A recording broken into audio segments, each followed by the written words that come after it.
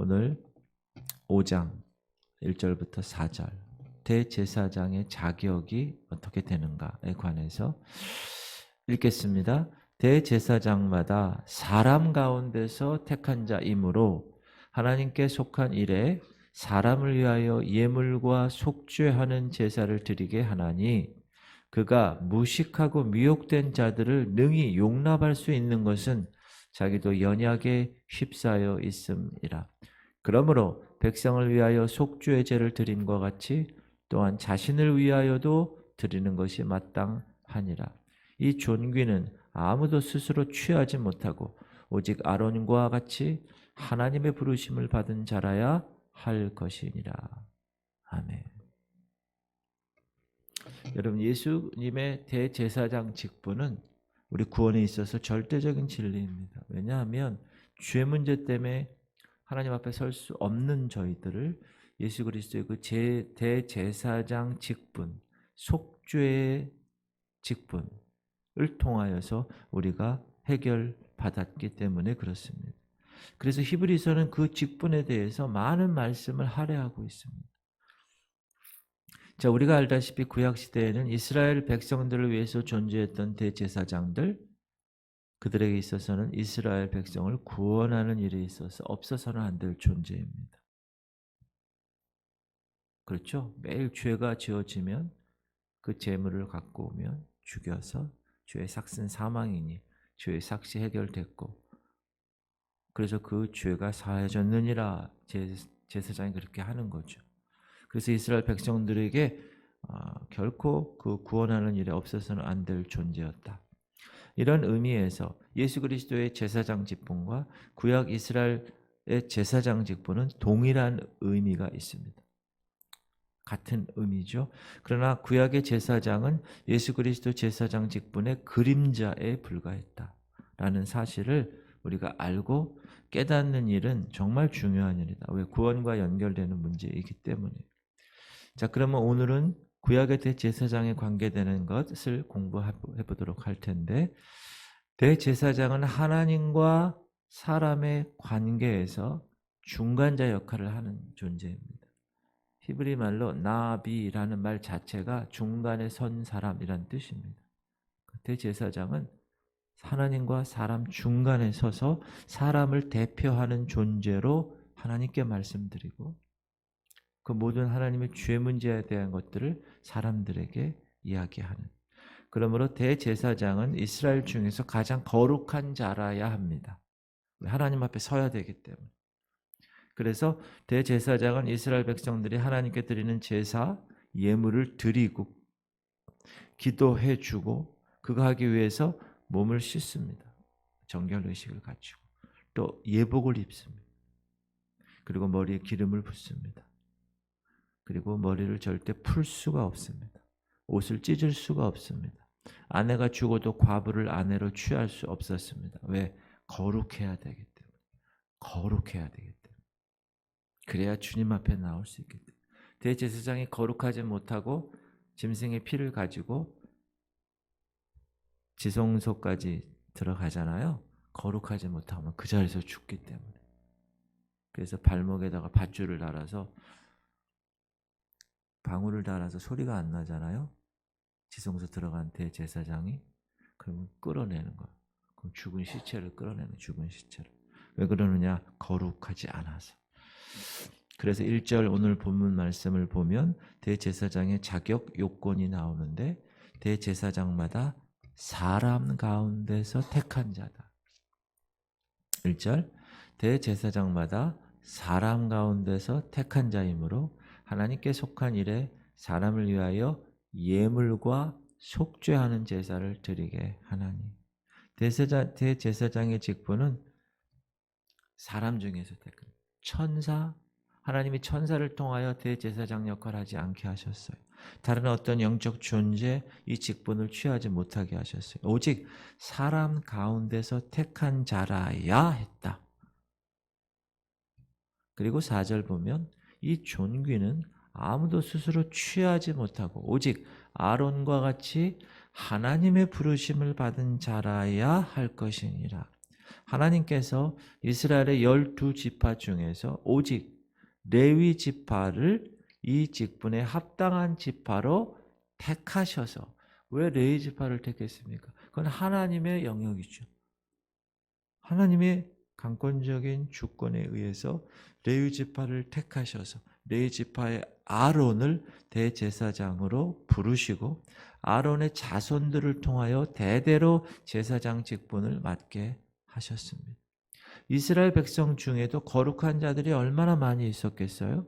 하나님께 대해서 열심히 있는 분도 있었고 많은 사람으로부터 존경을 받는 사람들도 있었을 것입니다. 하지만 그러나 그들은 어떤 경우에도 대제사장으로 부르심을 받을 수 없었습니다.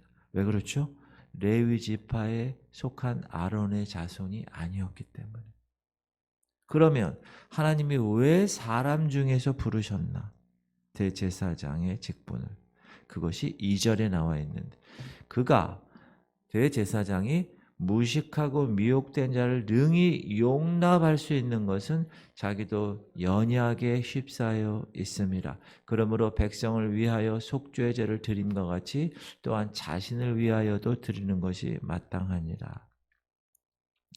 대제사장이 사람을 위하여 예물을 드리고 속죄하는 제사를 드리려면 먼저 사람의 처지를 이해할 수 있는 존재가 되어야 됩니다. 그런데 대제사장이 속죄 제물을 드리는 대제사장에게 속죄 제물을 드리는 대상자는 2절에 그랬죠. 무식하고 미혹된 자라고 그랬어요. 대제사장이 속죄 제물을 드리는 대상자는 진리에 유식한 자가 아니에요.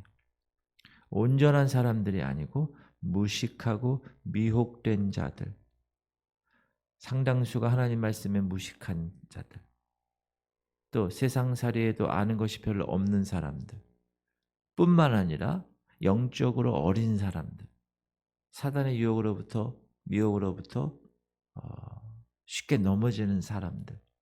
그래서 하나님 앞에 백성을 대표해서 그들을 위해서 속죄의 제물을 드려야 할 대제사장이라면 이런 백성들의 연약함을, 무식하고 사단의 미혹을 받기 쉬운 그 연약함을 이해할 줄 알아야 되고 동정할 수 있어야 한다.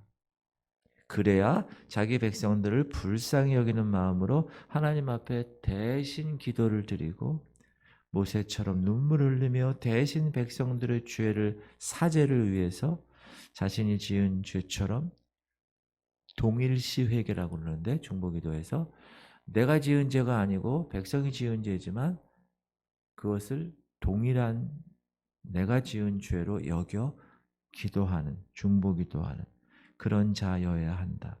이런 사람은, 대제사장은 사람이기 때문에 가능한 것이다.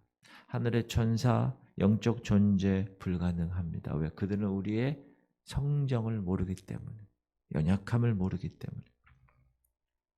대제사장도 사람이기 때문에 하나님의 백성이 겪는 고초나 시련도 겪은 사람, 사람들과 똑같이 환난도 당하고 슬픔도 경험한 사람입니다. 이 땅에 살아가는 사람들 중은 의인이 없죠. 의인은 없나니 하나도 없기 때문에. 대제사장이라도 의인인가요? 아닙니다. 그도 죄 문제로 고민하는 사람, 그도 자기의 지은 죄를 회개해야만 하는 사람입니다. 그러므로 대제사장 자신도 자기의 죄와 허물을 위해서 어떻게 해요? 자기 스스로 속죄 제물을 드립니다. 자기를 위하여. 대제사장이 하는 일 중에서 가장 뜻깊은 일이 있습니다. 그거는 대속죄 일에 1년에 한 번 지성소에 들어가서 하나님 백성들을 위해서 속죄 제물을 드리는 일입니다.